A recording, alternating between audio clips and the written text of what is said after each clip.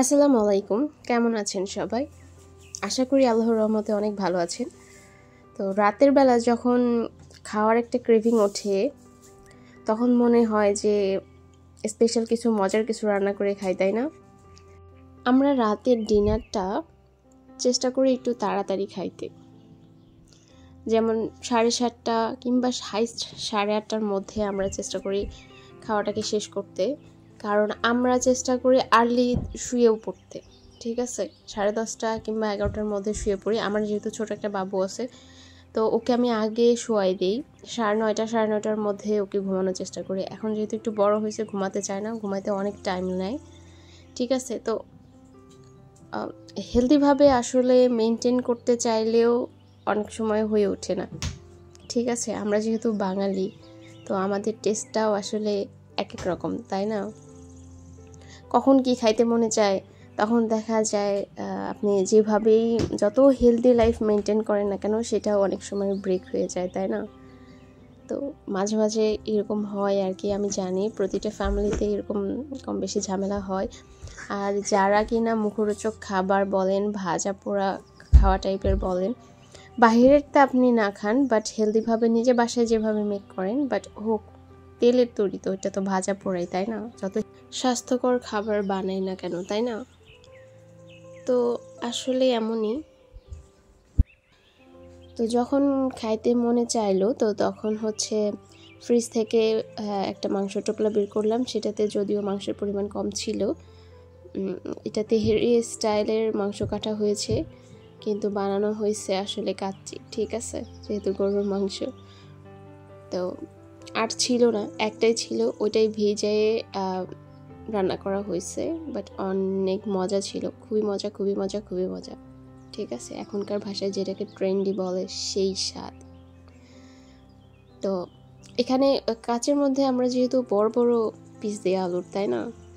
তো আমরা এখানে ছোট আলু দিছি, যেটা এখন শীতের মধ্যে যেটা পাওয়া যায়, ছোট আলু যেটা, সেটা অনেক মজা ছিল। এটা দিয়ে খাইতেও কিন্তু অন্যরকম একটা টেস্ট বলেন, অন্যরকম একটা ফ্লেভার বলেন, সেটা আসছে। অনেক মজা লাগছে এটা এইভাবে করে খেতে। আমি জানি না কেউ এইভাবে করে খান নাকি, কিন্তু আসলে মাথার মধ্যে রান্নার যখন যেটা যেভাবে ঘুরপাক খায়, তখন সেটা ঠিক সেভাবেই হয়, তাই না? তাই বলে যে টেস্টের হেরফের হয় তা না, হয়তো খুব টেস্টি হবে, নয়তো একটু হালকা কম টেস্ট হবে, তাই না? এরকমই হয় কিন্তু, তাই না? তো ঘরের মধ্যে যেরকম মশলা, টক দই, ক্রিম বলেন, যেটা থাকুক না কেন, যেই ধরনেরই মশলা থাক, সেটা কাচ্চি হোক, তেহেরি হোক, আর একটা দিলেই তো ঘরের মধ্যে নিজেরা মিলে খাওয়ানো যাবে, তাই না? বলেন, বিষয়টা এরকমই হিজিবিজি টাইপের একটা রান্না, না কাচ্চি না তেহেরি, বাট অনেক টেস্ট। ঠিক আছে, এইভাবে করে আপনারা কেউ কখনো খান কিনা তাই বলবেন, যে প্ল্যানিংয়ে থাকে না যে এটা খাবো ওইটা খাবো, ঠিক আছে, বাট খাইতে মনে চাইছে, উপস্থিত ফ্রিজে যেটা আছে সেটা দিয়ে জাস্ট কিছু একটা বানাই খাই।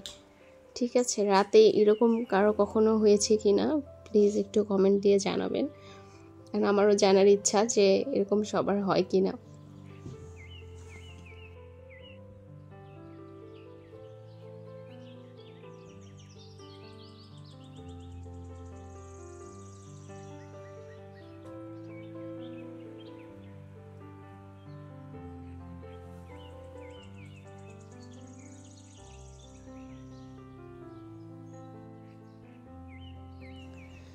রান্না করার পর দেখতেই কিন্তু অন্যরকম লাগতেছে, তাই না? আপনারা বলেন যে রান্নাটা কেমন হয়েছে। আসলে দেখতে যেমন হয়, খেতেও ঠিক কিন্তু তেমনই হয়, তাই না? অবশ্যই কথাটা একটু ভুলও, দেখতে যেমন হয় খেতেও অনেক সময় ওই রকম লাগে না। আবার দেখতে হয়তো পচা হয়েছে, কিন্তু খাইতে অনেক মজা হয়েছে।